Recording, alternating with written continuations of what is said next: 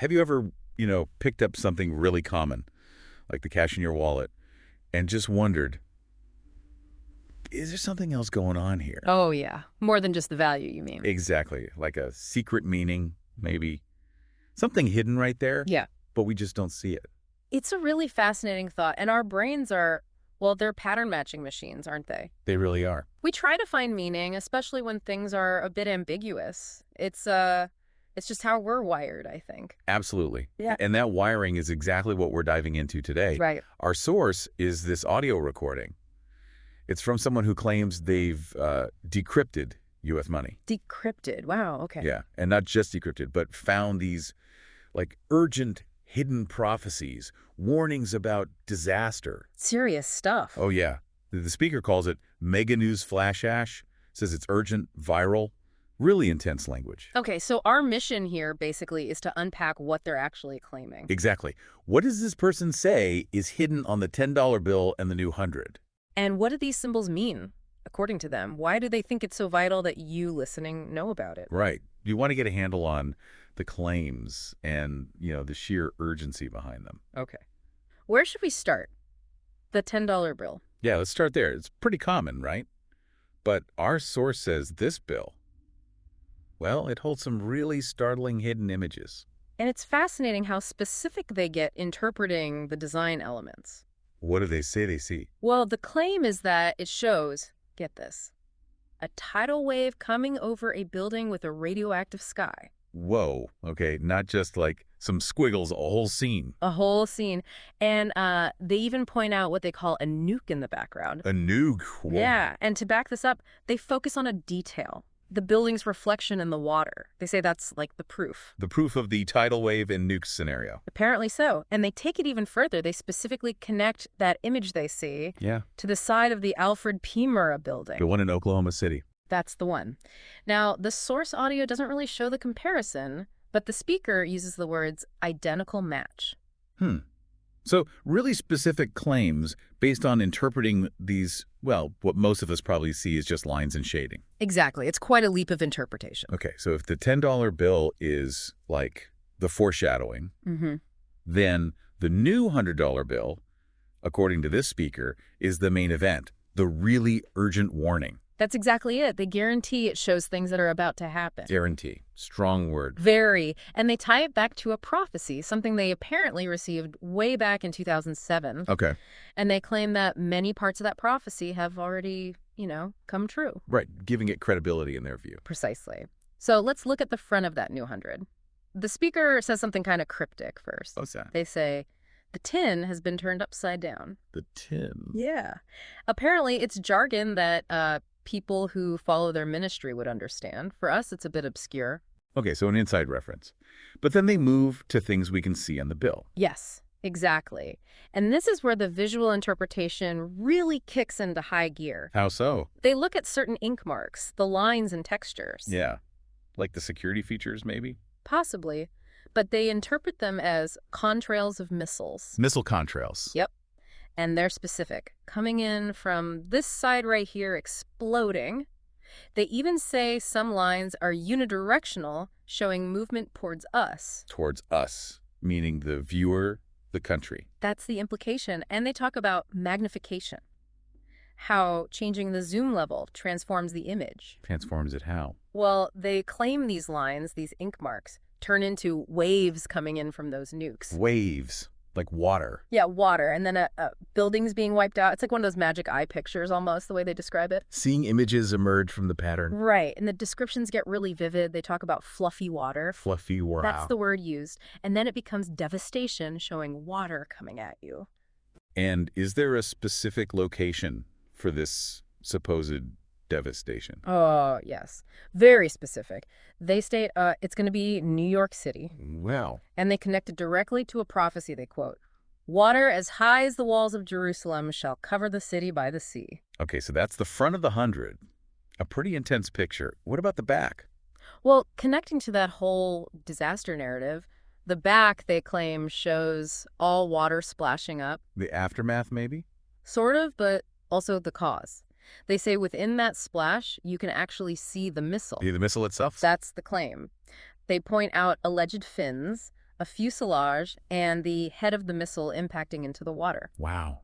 In the ink patterns. In the ink patterns. Mm-hmm. And the ink around it, that's interpreted as water going up and a nuke detonating. Goodness. And again, they talk about using magnification, saying it clearly shows the missile hitting, the water coming up, and the nuke beginning. It's incredibly detailed imagery they're pulling out of there. It really is. And then there's the blue stripe, the hologram. Yeah, the security strip with the bells and the 100s. Right. Well, the speaker focuses on the Liberty Bell in that hologram. Okay. And they claim it's not static. They say it's actively ringing. They even make the sound, like ding, ding, ding, ding, ding, ding. The bell is ringing on the bill. According to them, yes. And it's not just a bell ringing. It's interpreted as sounding their alarm. Their alarm. Whose alarm? Well, this ties into who they think is behind it all. The ringing bell, the whole bill itself, they see it as a vehicle to distribute their plans. Plans? Plans to nuke the United States. Okay, wait. So the bill itself is like a memo. Yeah. A blueprint for destruction distributed by the perpetrators. That's essentially the claim. A message hidden in plain sight. That's quite a chilling interpretation of, money. It absolutely is. So if they think there's this huge plan to nuke the U.S., who does the speaker actually blame? Who are they? Well, here's where it takes a theological turn. The speaker attributes these plans directly to Satan and the fallen angels. Okay, so supernatural forces behind it all. That's the framework, yes. But it doesn't stop there. How so? They also claim that this plan involves humans, specifically members of our government who have been taken over by demonic spirits. Wow. Okay, so a spiritual conspiracy with earthly collaborators in positions of power. That's the picture being painted, yes. Yeah. Very severe accusation. And are there other disasters mentioned besides the New York tidal wave nuke? Yes. The speaker also mentions quite definitively that a Hoover Dam also event is going to happen. Hoover Dam. Yeah. They claim that's also printed on the money, and they reference Lake Mead being cleared out as part of it. So multiple catastrophes foreseen in the currency designs. A whole series of them, it seems. And the speaker. Do they feel personally connected to uncovering this? Very much so. It's quite interesting, actually. They state that their own name means Yahweh is giving a bell ringer. A bell ringer? Seriously? Seriously. And they directly link that meaning to their role, as they see it, in sounding the alarm about all this. Wow. So they see themselves as, divinely appointed to deliver this warning. It certainly seems that way. It adds another layer to that sense of urgency they convey. Which brings us to the warning itself. How insistent are they? Extremely. The message to you, the listener, is stark. It's coming. I guarantee it. No ambiguity there? None at all. The tone is one of absolute certainty and imminent danger. What other kinds of phrases do they use to convey this urgency? Things like, this is the end of it. Get ready. And also, Jesus is coming. So is the end. World War II is upon us. World War III, you mean? Or do they say WWII? The source audio explicitly says World War II is upon us. It might be a slip or part of their specific interpretation. It's hard to say for sure. Okay, but the core message is impending doom, essentially. Yes. Prepare. That's the call to action. Prepare yourselves. Even though they don't give a specific date. Right. They explicitly say they don't know the exact hour of the day, the month of the year, but that it is coming and it's unavoidable. And if people want to hear more about these interpretations? The speaker mentions their DVDs. They have titles like Destruction of America or Crowning the Tyrant. Okay. And they claim these show other images on the U.S. currency that have all been hidden right in front of your face. An invitation to explore their whole theory, basically. Right.